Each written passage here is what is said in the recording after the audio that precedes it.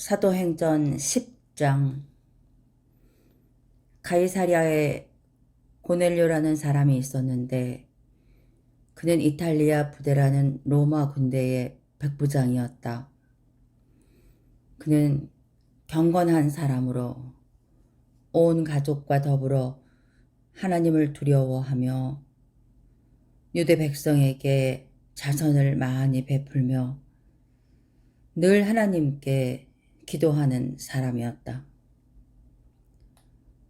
어느 날 오후 3시쯤에 그는 환상 가운데에서 하나님의 천사를 똑똑히 보았다.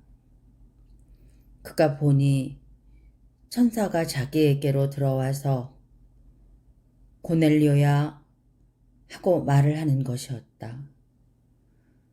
고넬료가 천사를 주시하여 보고 두려워서 물었다. 천사님, 무슨 일입니까? 천사가 대답하였다. 내 기도와 자선 행위가 하나님 앞에 상달되어서 하나님께서 기억하고 계신다.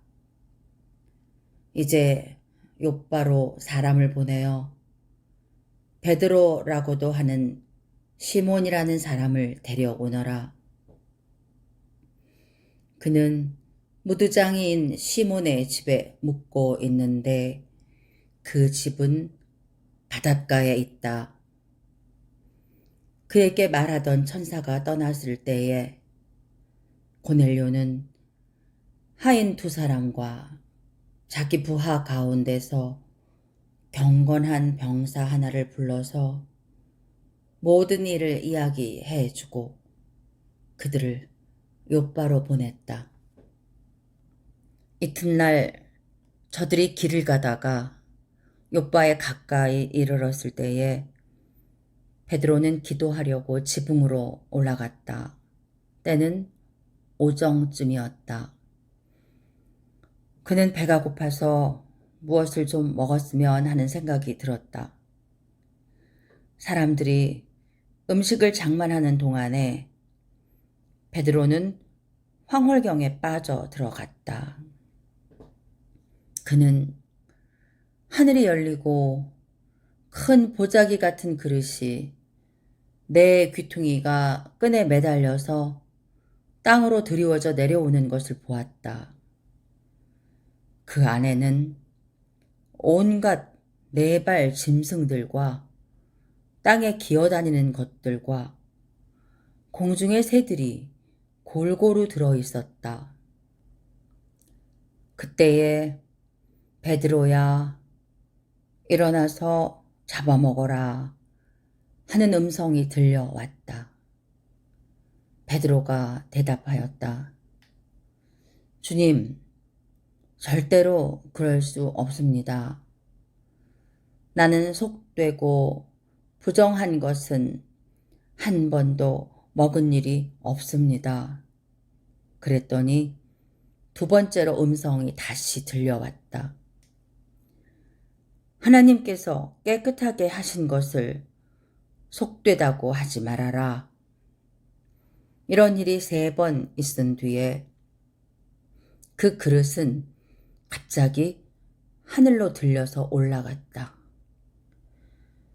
베드로가 자기가 본 환상이 대체 무슨 뜻일까 하면서 속으로 어리둥절하고 있는데 마침 고넬료가 보낸 사람들이 시몬의 집을 찾아서 문 앞에 다가섰다. 그들은 큰 소리로 베드로라는 시몬이 여기에 묵고 있는지를 묻고 있었다. 베드로가 그 환상을 곰곰이 생각하고 있는데 성령께서 말씀하셨다. 보아라, 3사람이 너를 찾고 있다.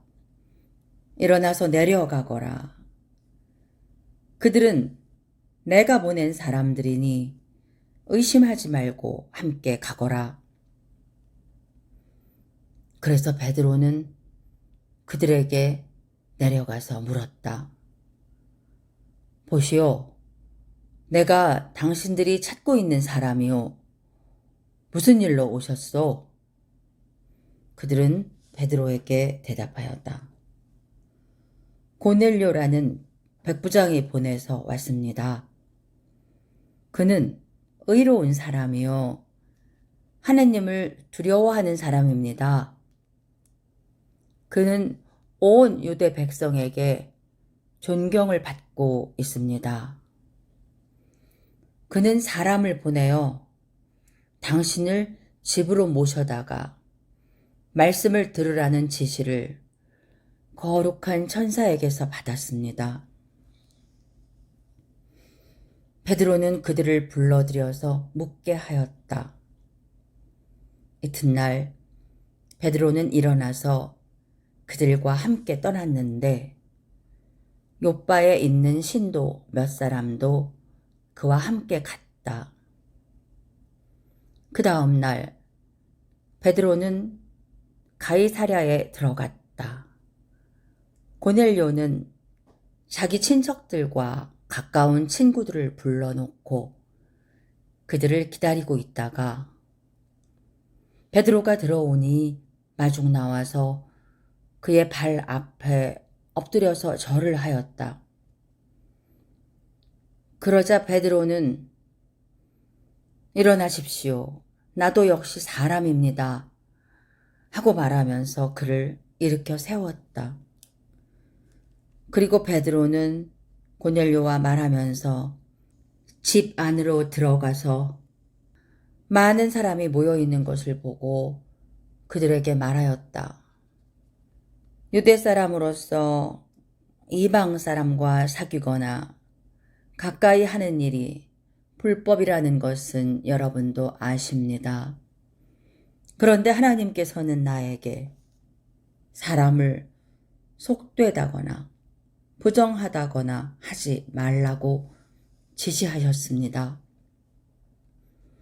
그래서 여러분이 나를 부르러 사람들을 보냈을 때에 반대하지 않고 왔습니다. 그런데 묻고 싶은 것이 있습니다. 무슨 일로 나를 오라고 하셨습니까? 고넬료가 대답하였다. 나흘 전 이맘때쯤에 내가 집에서 오후 3시에 드리는 기도를 하고 있었습니다. 그런데 갑자기 어떤 사람이 눈부신 옷을 입고 내 앞에 서서 말하기를, 고넬료야, 하나님께서 내 기도를 들으시고 내 자선 행위를 기억하고 계신다. 욥바로 사람을 보내어 베드로라고도 하는 시몬을 불러오너라. 그는 바닷가에 있는 무두장이 시몬의 집에 묵고 있다 하였습니다. 그래서 나는 곧 당신에게 사람을 보냈던 것입니다. 그런데 이렇게 와 주시니 고맙습니다. 지금 우리는 주님께서 당신에게 지시하신 모든 말씀을 들으려고 다 같이 하나님 앞에 모여 있습니다. 베드로가 입을 열어 말하였다. 나는 참으로 하나님께서는 사람을 외모로 가리지 아니하시는 분이시고 하나님을 두려워하며 의를 행하는 사람은 그가 어느 민족에 속하여 있든지 다 받아주신다는 것을 깨달았습니다. 하나님께서는 이스라엘 자손에게 말씀을 보내셨는데 곧 예수 그리스도를 통하여 평화를 전하셨습니다. 예수 그리스도는 만민의 주님이십니다. 여러분이 아시는 대로 이 일은 요한의 세례 사역이 끝난 뒤에 갈릴리에서 시작하여서 온 유대 지방에서 이루어졌습니다. 하나님께서 나사렛 예수에게 성령과 능력을 부어 주셨습니다. 이 예수는 두루 다니시면서 선한 일을 행하시고 마귀에게 억눌린 사람들을 모두 고쳐주셨습니다. 그것은 하나님께서 그와 함께 하셨기 때문입니다. 우리는 예수께서 유대 지방과 예루살렘에서 행하신 모든 일의 증인입니다.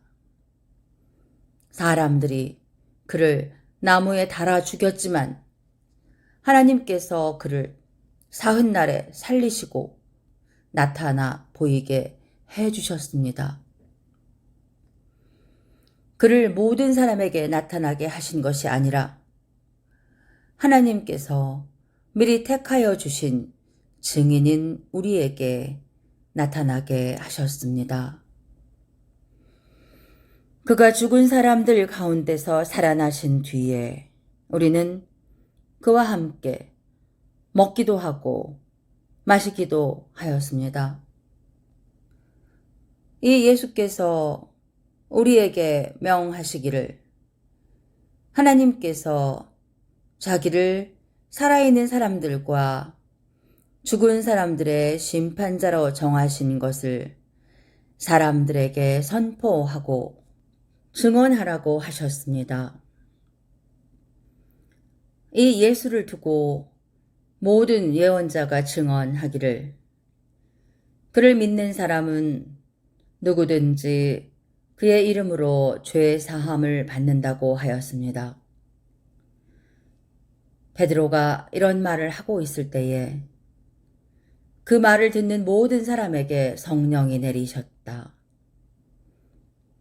할례를 받은 사람들 가운데서 믿게 된 사람으로서 베드로와 함께 온 사람들은 이방 사람들에게도 성령을 선물로 부어주신 사실에 놀랐다.